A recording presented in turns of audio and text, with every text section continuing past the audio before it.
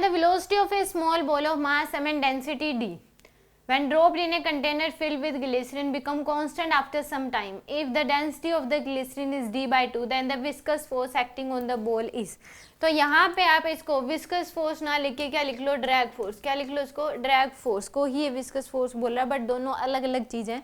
क्योंकि अगर एक बॉल को मान लो कि बहुत बड़े कंटेनर में ऐसे छोड़ा जा रहा है, कांस्टेंट वेलोसिटी यानी कि टर्मिनल वेलोसिटी की बात कर रहा है, तो उस बॉल के ऊपर 3 फोर्स लगेंगे. एक लगेगा mg, एक ऊपर की तरफ लगेगा ff और एक लगता है ड्रैग फोर्स. एक क्या लगता है उसके ऊपर, ड्रैग फोर्स लगता है. इस ड्रैग फोर्स को ही इसने विस्कस फोर्स लिख दिया. तो आप इसको काट के ड्रैग फोर्स लिख सकते हो, ये ड्रैग फोर्स की वैल्यू ही पूछ रहा है आपसे.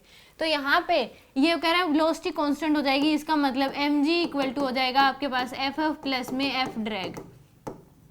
तो यहाँ से f ड्रैग की जो वैल्यू है वो कितनी आ जाएगी, mg माइनस ff के बराबर. कितनी आ जाएगी, mg माइनस ff. तो m को हम क्या लिख सकते हैं, इसकी जो डेंसिटी दे रखी है बॉल की वो दे रखी है आपको, small ball of mass m है, इसका डेंसिटी d है और इस लिक्विड की डेंसिटी d बाई 2 है. तो डेंस मास को क्या लिख सकते हैं, डेंसिटी इंटू में वॉल्यूम. तो इसका वॉल्यूम क्या मान लो v, तो रो यानी कि d इंटू में v इंटू जी. यह जाएगा मास जो होता है, डेंसिटी होती है मास बाय वॉल्यूम. तो मास को हम लिख सकते हो density into volume into G, minus ff होता है rho V G, rho of liquid यानी कि d by 2, v volume of immerse यानी कि कंप्लीट v इंटू में जी, रो वी जी. तो यहाँ से आपकी वैल्यू कितनी आ जाएगी, d बाई 2 वी जी के बराबर.